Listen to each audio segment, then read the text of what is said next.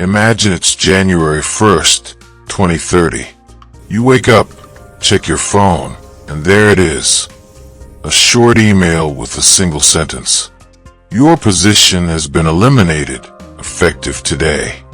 No bankruptcy, no scandal, no recession.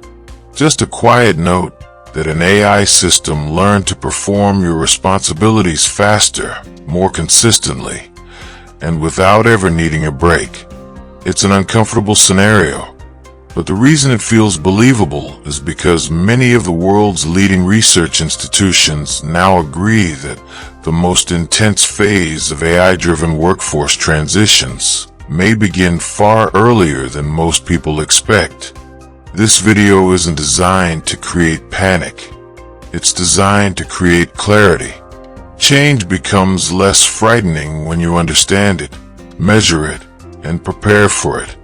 Oxford University, MIT, McKinsey, Goldman Sachs, the OECD, and the World Economic Forum have all released overlapping findings across 2024 and 2025. While their numbers differ, the overall direction is the same. Automation isn't slowing down.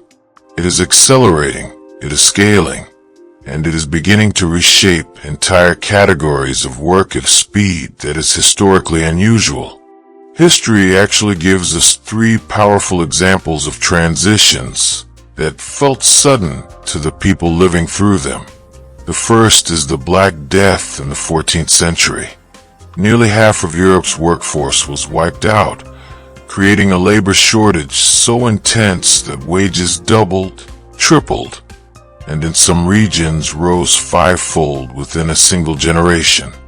Workers became valuable not because they were more skilled, but because there were fewer of them. AI is doing the exact opposite today. Instead of reducing the labor supply, it is massively increasing the supply of high-quality cognitive output. Tasks that once required trained professionals can now often be completed in seconds by systems that cost less than a daily cup of coffee. The second example is the Industrial Revolution.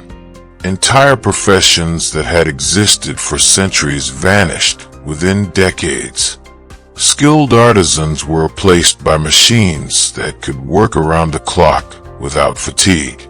The difference is that those machines required expensive factories and huge capital investment.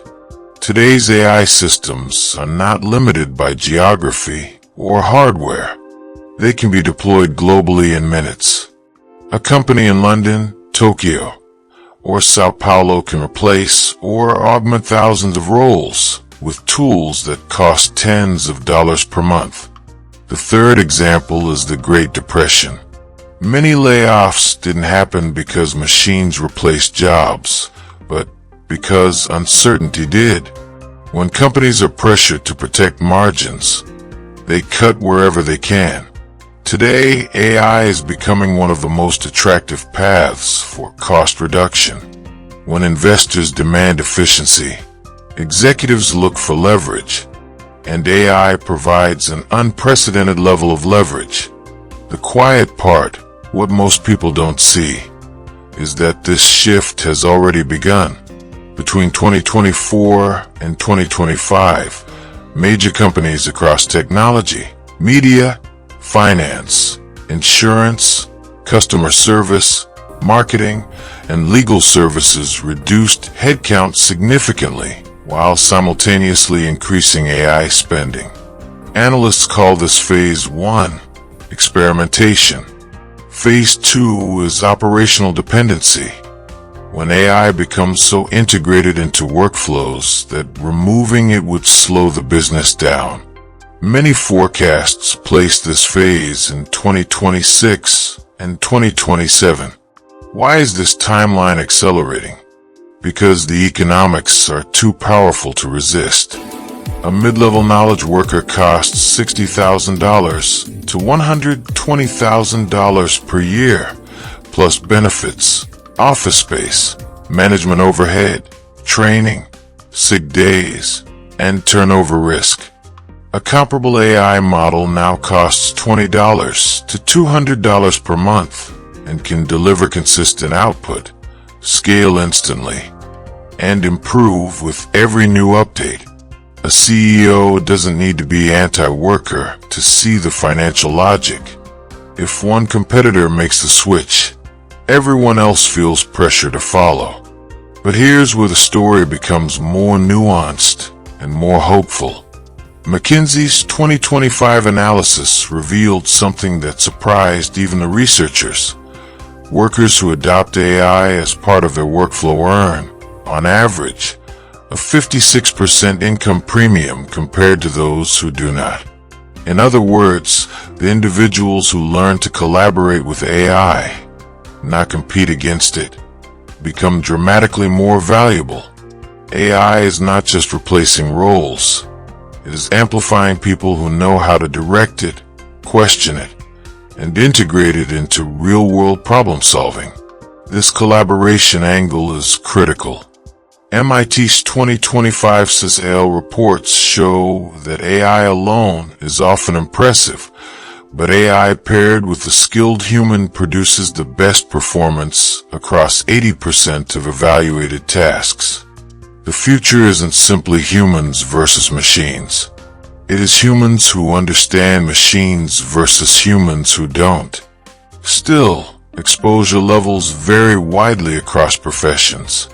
According to aggregated 2024 to 2025 research, around 90 to 100% exposure applies to routine data entry, call center scripting, transcription, and basic content scheduling.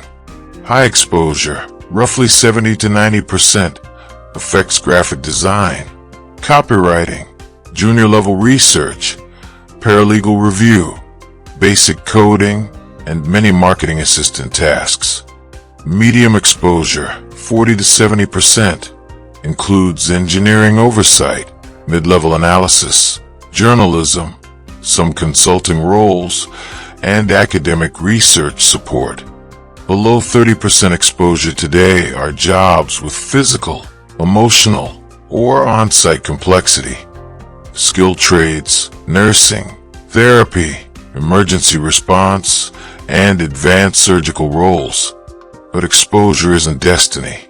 The acceleration curve of AI is exponential, not linear. Every improvement accelerates the next. Gartner, WEF, and OECD models expect this compounding effect to become visible to the general public in 2026. What feels impressive but imperfect today may feel unavoidable and standard in just a couple of years. There are two broad, competing visions for the future. In one scenario, a small number of companies and individuals who control powerful AI models gain enormous influence, reshaping the economy around algorithmic productivity. In the other scenario, AI becomes widespread, reducing costs across industries, increasing the availability of services, and enabling new economic models we haven't fully designed yet. Which path becomes reality depends heavily on how quickly society adapts. History consistently shows that people who thrive during transitions are not the strongest or the most educated, but the ones who learn quickly. Speed beats pedigree. Adaptability beats tradition. And in this particular shift, the most important advantage you can build is the ability to collaborate effectively with AI.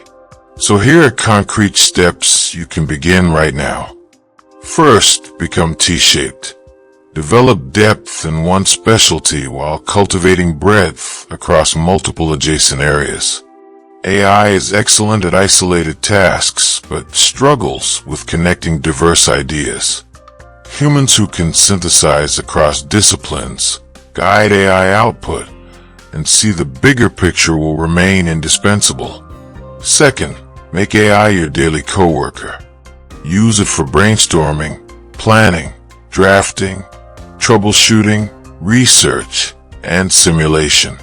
The earlier you build intuition for how these systems behave, the more irreplaceable you become. Comfort with AI tools is the new digital literacy. Third, learn prompt engineering and systems thinking. Prompting isn't about typing clever sentences. It's about structuring problems. It is a form of cognitive design, and systems thinking teaches you how complex processes interact. Knowledge that becomes extremely valuable when AI automates the parts inside those systems. The next few years will divide the workforce into two groups: those who treat AI as a multiplier and those who treat it as a threat. The first group will navigate the transition with greater stability, opportunity, and confidence. The second group may find themselves reacting too late. Comment your current role below, and I'll share exposure estimates based on the most recent studies. And more importantly, start your adaptation curve today. The individuals and societies that move first are the ones who shape what comes next. World Economic Forum Future of Jobs Report 2024. AI's rapid evolution isn't slowing down. 2026 will be the year most people finally feel its impact directly. If you start preparing now, you'll be ahead of 90% of the workforce when the next shift arrives.